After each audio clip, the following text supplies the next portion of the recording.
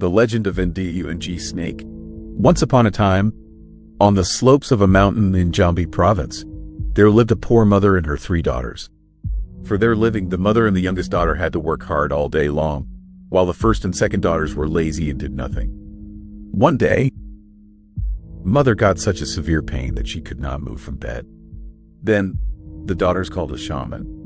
"Sir, please help us heal our mother," said the daughters. The shaman said, "Based on my insight, your mom must be treated by a special flower that grows at the top of the mountain.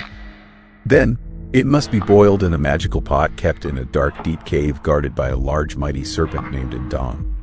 But, according to the tale, no one could ever go back home save as the snake would swallow them whole," warned the shaman. Hearing that, no one dared to go except for the youngest daughter. "I will go to the top of the mountain to get them from the snake," said the youngest daughter bravely. "Oh, we all will pray for you, sister," uttered the first and the second daughters in relief. "You really have a pure soul. Go and get them, girl. But you have to be really careful. I will take care of your mother here," said the shaman.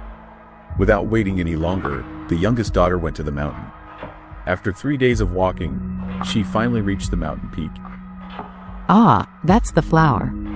I have to go really quick," said the youngest daughter. It was just in front of the cave door. When she grabbed it and was about to put it inside her bag, she heard a very loud snake hiss. Of course, she was scared to death. "Hiss, you are so brave to come to this place. Did you just steal something from my place? You'll surely be a perfect breakfast. You have a nice scent, so appetizing," hissed the snake horribly. "Oh, magic snake, please, pardon me. I certainly don't dare to bother you, but my mom is seriously ill. I am here to beg for only one flower and borrow your magic pot to treat my mom." The youngest daughter fell on her knees while crying. Unexpectedly, the snake started to shed tears. "What a nice girl. You risk yourself coming here to treat your mom." "That's right, oh snake. I love her so much and I am begging for your help." She still could not stop her tears. "All right, I will let you bring the flower and lend you my magic pot with only one condition. You have to promise to return here as your mother gets better and stay here in this cave with me," said Ndung Snake. Because she loves her mother, the youngest daughter nodded in an agreement. "Thank you, oh magic snake. I will certainly return to fulfill my promise." The youngest daughter then went back home, gave the flower and the magic pot to the shaman, and immediately went back to the mountain.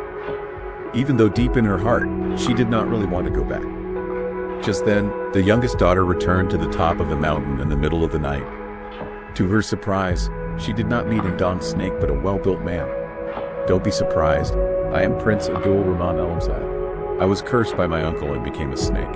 Every night I will return to my true form as a human and return to be a snake as the sun rises," said the prince. Meanwhile, when the mother heard the story of the youngest daughter, she wanted to see her. She asked her other children to go to the top of the mountain. In the middle of the night, the 3 of them could finally reach the top of the mountain. How surprised they were to see the youngest daughter with a very handsome man. The youngest daughter was so happy to see her family and introduced them to the prince. The youngest daughter told them the story of the prince. Feeling jealous, while all of the people already fell asleep, the first and second daughters took the prince's snake skin, burned it all, and put the ash next to the youngest daughter.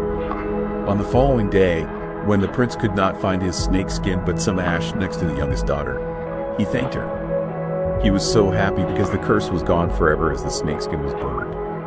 Finally, the youngest daughter and the prince were married and returned back to the kingdom. They lived happily ever after.